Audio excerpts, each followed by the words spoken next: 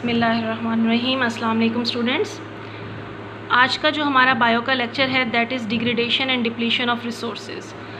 पीछे हम लोगों ने पिछले लेक्चर के अंदर हमने डिफरेंट रिसोर्सेज के बारे में पढ़ा था कि रीन्यूएबल रिसोर्सेज कौन से हैं, नॉन रीन्यूएबल रिसोर्सेज कौन से हैं और उनको हम कैसे वाइजली यूज़ कर सकते हैं, उन्हें कैसे डिप्लीट होने का ख़तरा है।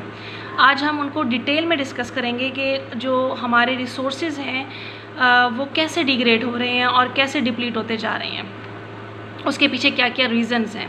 तो आज का टॉपिक हम स्टार्ट करते हैं। The earth natural resources include the physical resources of water, air, soil, chemical elements and fossil fuel together with all other species of living organism. ये तो खैर हम पढ़ चुके हैं कि हमारे पास जो रिसोर्सेज हैं वो बेसिकली क्या क्या आ जाते हैं। हमारे रिसोर्सेज के अंदर वाटर है, हाइड्रो पावर जिसको हम कहते हैं, एयर है जिसको हम विंड पावर कहते हैं, soil, chemical elements and fossil fuels जो हैं वो आ रहे हैं। अब इन तमाम चीज़ों को ख़तरा किस किस चीज़ से है, या ये जो हमारे पास रिसोर्सेज हैं उनको डिप्लीट हो रहे हैं या डिग्रेड हो रहे हैं तो किन किन वजूहात की वजह से हो रहे हैं। उसके कुछ वजूहात हैं जो आज हम डिस्कस करेंगे। एक है over hunting and over fishing. ये जो आपके पास रीज़न है ना, ये है उसकी वजह से उसके लिए वाइल्ड लाइफ के लिए। इस तरह से डिफॉरेस्टेशन, अगर हम फॉरेस्ट को काट रहे हैं वो आपके पास रिसोर्सेज को डिप्लीट कर रहा है। ह्यूमन पॉपुलेशन जो है वो एक बहुत बड़ी रीज़न है जो हमारे रिसोर्सेज हैं उनको ख़त्म करने के लिए। इसके अलावा over use of water resources, over and unwise use of fossil fuels, इस तरह के डिफरेंट हैं। और इसके अलावा मॉडिफिकेशन ऑफ इन्वायरमेंट, हमने इन्वायरमेंट को मॉडिफाई कर लिया। तो ये कुछ रीज़न्स हैं जो कि हमारे इन्वायरमेंट को डिग्रेड करती जा रही हैं, जिनको आज हम डिटेल में डिस्कस करेंगे। सबसे पहले हम देखते हैं over hunting and over fishing को। Man activities in over hunting and over fishing had result in some cases in the extinction of a species. तो इंसान जो ओवर हंटिंग बहुत ज़्यादा कर रहा है या ओवर फिशिंग कर रहा है, उसकी वजह से ना बहुत सारी जो स्पीशीज़ हैं फिशेज़ की और एनिमल्स की, उनको एक्सटिंक्ट होने का ख़तरा हो गया। ज़ाहिर अगर स्पीशीज़ एक्सटिंक्ट होंगी तो वाइल्ड लाइफ जो है वो इम्बैलेंस हो जाएगी, और वाइल्ड लाइफ इम्बैलेंस हो जाएगी तो अल्टीमेटली हमारे इन्वायरमेंट के ऊपर असरात पड़ेंगे। Many countries depend on food from the sea. This has led to over fishing of productive coastal water. अच्छा, बहुत सारे मुल्क ऐसे हैं जहाँ पर ना उनकी जो फूड है वो समंदर की जो है वो जानवर हैं, जैसे फ़िशेज़ वगैरह हैं। तो जाहिर है फिर उसके लिए वो बहुत ज़्यादा हंटिंग करते हैं, ओवर हंटिंग की तरफ जाते हैं, जिसकी वजह से फ़िशेज़ जो हैं वो एक्सटिंक्ट होती जा रही हैं। नेक्स्ट रीज़न हमारे पास आ जाती है डिफॉरेस्टेशन। डिफॉरेस्टेशन क्या है? Cutting down of the natural Woodland for land clearance and building material. तो अपनी बिल्डिंग्स बनाने के लिए या फॉरेस्ट को वेजिटेशन के लिए जो है वो वेजिटेशन लैंड में चेंज करने के लिए हम दरख्तों को काट देते हैं। इसके अलावा फ्यूल के लिए लकड़ी को इस्तेमाल करते हैं जलाने के लिए, उसके लिए हम जो है वो उसको कर रहे हैं, डिफॉरेस्टेशन कर रहे हैं। तो इसका नुकसान क्या हो रहा है? It destroy the natural habitat of organism. अब उन जंगलों में जो जानवर रहते हैं, जो परिंदे रहते हैं, उनका जो नेचुरल हैबिटेट है वो डिस्ट्रॉय हो रहा है। जब उनका हैबिटेट डिस्ट्रॉय होगा तो उनको रहने की जगह नहीं मिलेगी और अल्टीमेटली उनकी डेथ हो सकती है और फूड चेन जो है वो डिस्टर्ब हो सकती है।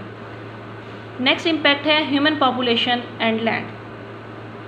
हमारी जो पॉपुलेशन है वो तेज़ी के साथ बढ़ती जा रही है, उसके लिए हमें रहने के लिए जगह चाहिए और हम रिसोर्सेज को फिर बहुत ज़्यादा इस्तेमाल कर रहे हैं। Only 30% of earth is dry land and remainder being covered with water. ये बात हम पहले भी पढ़ चुकी हैं।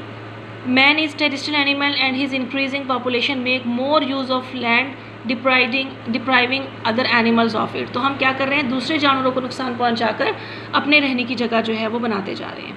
The increasing population require more land for farms, homes, industry, recreation and roads and more food to feed them. तो उसके लिए फिर हमें एरिया को क्लियर करना पड़ रहा है।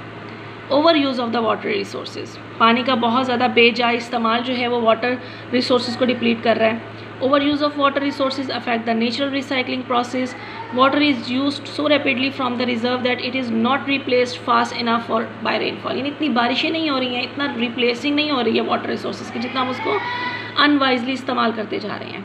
Water purification and sewage treatment are comparatively slow processes as compare to the rapid water use. और हम रिसाइकलिंग की तरफ नहीं जा रहे हैं। जैसे सेवेज वाटर उसको रिसाइकिल करके डिफरेंट पर्पस के लिए इस्तेमाल किया जा सकता है, हम उस तरफ नहीं जा रही हैं। हम जो है रिसोर्सेज को मुसलसल इस्तेमाल कर रहे हैं, उसकी वजह से काफ़ी नुकसान हो रहा है।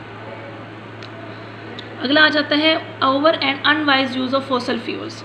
बेजा कोल को इस्तेमाल करना, पेट्रोलियम को इस्तेमाल करना, नेचुरल गैस को इस्तेमाल करना। Coal, oil, peat and natural gases are non renewable resources. They provide energy which flow to outer space and carbon dioxide together with water vapors in the air.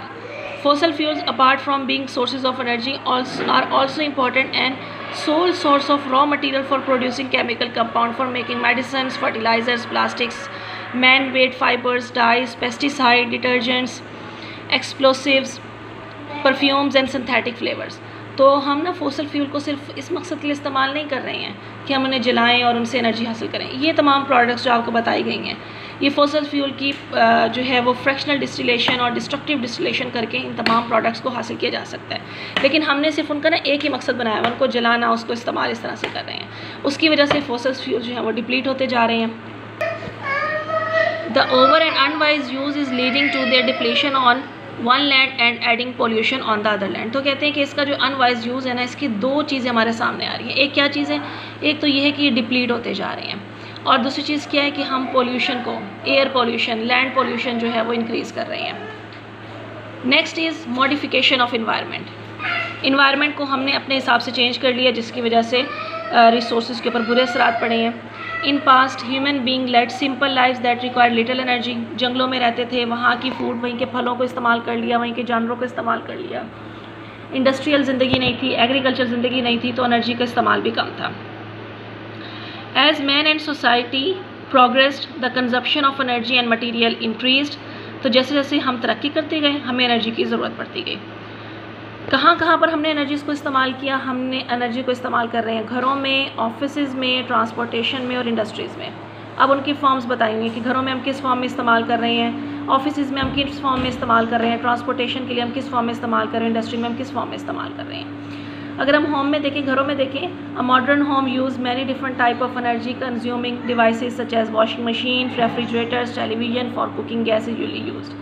Offices में जो है वो इस्तेमाल हो रही है लाइटनिंग की शक्ल में, air conditioning and many office equipments like photocopiers, computers and telephone, telefax machines. Transportation के लिए अगर हम देखें तो जो है वो कहते हैं द मोड ऑफ ट्रांसपोर्टेशन में have changed over the year, but most of them still obtain their energy by burning fossil fuels. Car, taxis runs on petrol, heavy vehicles such as buses, lorries, ship and other train runs diesels, and airplanes runs on one type of fuel similar to the kerosene. तो ये तमाम की तमाम चीज़ें जो हैं वो transportation में फ्यूल यूज़ कर रही हैं, जो हमें फॉसल फ्यूल से ही मिलते हैं। और इंडस्ट्री में जो है वो कैसे इस्तेमाल हो रही हैं? Industries have always been the largest consumers of electrical energy. तो और इंडस्ट्रीज़ जो हैं शुरू से ही इलेक्ट्रिकल एनर्जी के बहुत बड़े कंज्यूमर्स रहे हैं, तो इलेक्ट्रिकल एनर्जी का बहुत बड़ा पार्ट जो है वो इंडस्ट्रीज़ में इस्तेमाल हो रहा है। अच्छा, नेक्स्ट है मैन इम्पैक्ट ऑन इन्वायरमेंट। हमारे क्या असरात हैं इन्वायरमेंट के ऊपर, हमने जो है इन्वायरमेंट के साथ क्या किया? तो सबसे पहला क्या है? Population and food and need of population control.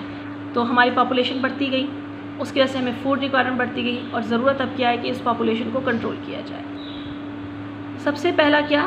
Change of निक। हमने अपनी निक को चेंज कर लिया, अपने रहने वाले एरियाज़ को चेंज कर लिया, वो एरिया जिनके साथ हमारा इंट्रैक्शन था उसको हमने चेंज कर लिया। Modern man is called the Homo sapiens and has been on Earth for about 40,000 years.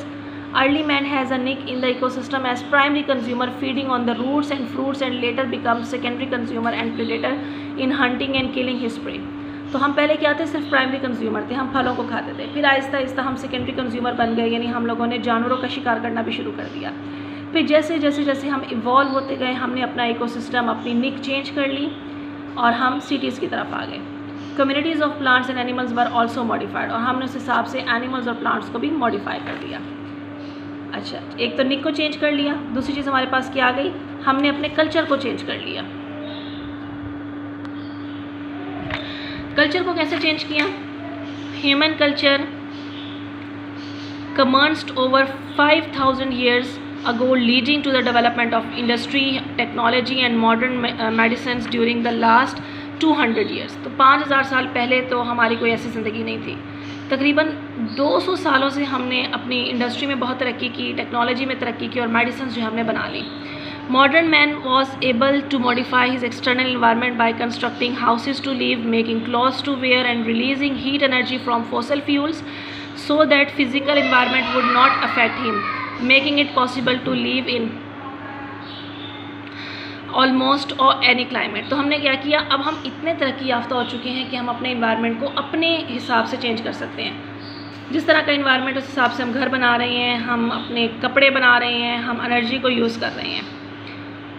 Environment would not affect him making it possible. अच्छा जी, उसके बाद अब आपके पास क्या आ जाता है, पॉपुलेशन एक्सप्लोजन। पॉपुलेशन का बहुत तेज़ी से बढ़ना जो है वो एक बहुत बड़ा इम्पैक्ट है। Many of problems of the world are caused by or made worse by an increasing human population. Demographic is the study of human population and things that affect them. The population of Pakistan was 32.5 million at the time of independence 1947. और जब 2000 के अंदर population को study किया गया तो वो तकरीबन पाकिस्तान की population 150 से 160 मिलियन तक पहुँच गई। About 20 years ago, the human population was increasing at the rate of 2% a year and was doubling every 35 years. तो 20 सालों से हर साल 2% बढ़ती है और 35 सालों के बाद ये बढ़ने की जो स्पीड है वो बढ़ जाती है। So there are increasing demand for food, space and other resources. जाहिर है पॉपुलेशन ज़्यादा होगी तो रहने के लिए जगह चाहिए, खाने के लिए फूड चाहिए। There are various factors affecting the population growth such as increasing life expectations due to better living condition, education, better food and medicine.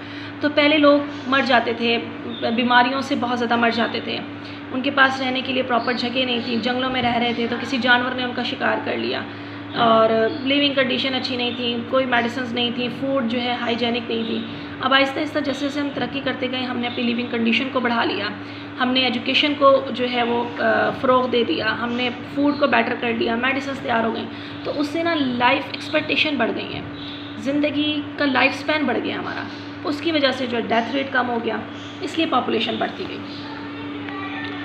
Population pressure क्या है कि जितनी पॉपुलेशन होगी उतना ही रिसोर्सेज को इस्तेमाल करने का जो प्रेशर है वो होगा, तो that is known as the population pressure. More agriculture and more industrialization, तो जितनी हमने एग्रीकल्चर लैंड बढ़ा ली, जितनी हमने इंडस्ट्रियलाइजेशन कर ली है, उतनी हमारी पॉपुलेशन बढ़ती जा रही है और प्रेशर बढ़ता जा रहा है। More people, more agriculture and more industrialization is stressing the environment. Rapid population growth in less developed countries like Pakistan increase poverty and burden its limited resources. अब हम लोग इतने डेवलप नहीं हैं, हम लोग जो हैं वो अंडर डेवलप कंट्रीज़ के अंदर आते हैं, अभी हम डेवलपमेंट कर रहे हैं। तो यहाँ पर पॉपुलेशन बढ़ने का जो सबसे बड़ा नुकसान ये होता है कि रिसोर्सेज के ऊपर बर्डन पड़ जाता है, क्योंकि हमारे पास रिसोर्सेज की तकसीम बराबर नहीं है, तो पोवर्टी है, गुर्बत आती है। Only better planning and protecting rapid degradation of environment can save the earth. As the human population increase, there is an increased demand for food.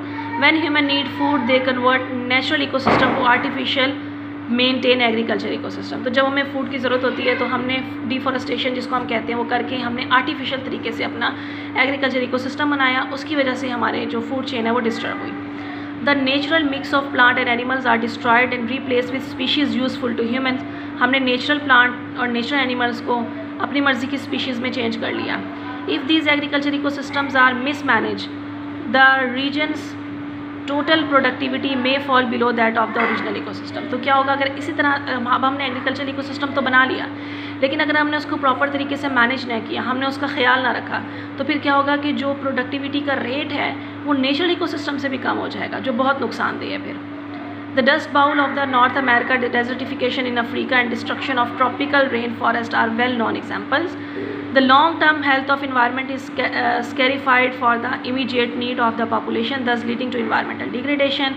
To achieve better living condition, it is essential to control the population growth. तो ये तमाम की तमाम चीज़ें जो हैं वो आपके साथ डिस्कस हुई। अच्छा, एक टेबल आपको दिया हुआ है, उसमें पॉपुलेशन एक्सपोजर की एक तरफ रीजंस दी हुई हैं और उसी तरफ कॉन्सिक्वेंसेस दिए हुए हैं। सबसे पहले हम देखते हैं रीजंस। पहले रीज़न क्या है कि हमने डिजीज़ को कंट्रोल कर लिया, हमने मेडिसिन तैयार कर ली, हमने public personal and food hygiene कर ली, यानी लोगों को शऊर आ गया कि उन्होंने कैसे अपना ख्याल रखना है, कैसे सफाई का ख्याल रखना है, कैसे साफ़ सुथरी डाइट को इस्तेमाल करना है। इसके अलावा improve nutrition by efficient agriculture, हमने एग्रीकल्चर जैसे आप पढ़ते होते हो, जेनेटिक इंजीनियरिंग पढ़ते होते हो, टिश्यू कल्चर टेक्निक्स पढ़ते होते हो, उसके ज़रिए हमने अपनी न्यूट्रिशन को जो है वो इम्प्रूव कर लिया। Housing and living standard improve हो गया। Child care, maternity, parent craft, parent activity और प्रोफेशन एंड वेलफेयर सर्विसेज, तो ये तमाम की तमाम तो हो गई रीजंस। अब कॉन्सिक्वेंसेस क्या हैं पॉपुलेशन एक्सप्लोजर के? पहला कौन सी, ओवर क्राउडिंग हो गई है, बहुत ज़्यादा आबादी हो गई है, less living space, more people, more crime, violence and social disease. जब लोगों को हकूक़ नहीं मिलते तो वो क्राइम की तरफ चले जाते हैं। Starvation through lack of sufficient food, अब पॉपुलेशन बहुत ज़्यादा हो जाए तो फूड कम हो जाएगी, फिर लोग भूख से मरना शुरू हो जाते हैं। पॉपुलेशन विल आउटस्ट्रीप फूड सप्लाई, जो है वो मतलब पॉपुलेशन जो है वो फूड सप्लाई को भी इफ़ेक्ट कर रही है। Destruction of counter side plant and animals and wild life, तो पॉपुलेशन बढ़ने की वजह से हम जो देहाती इलाके हैं उधर डिस्ट्रक्शन कर रहे हैं, वहाँ पर जो प्लांट्स हैं, जो एनिमल्स हैं, हम उनको नुकसान पहुँचा रहे हैं।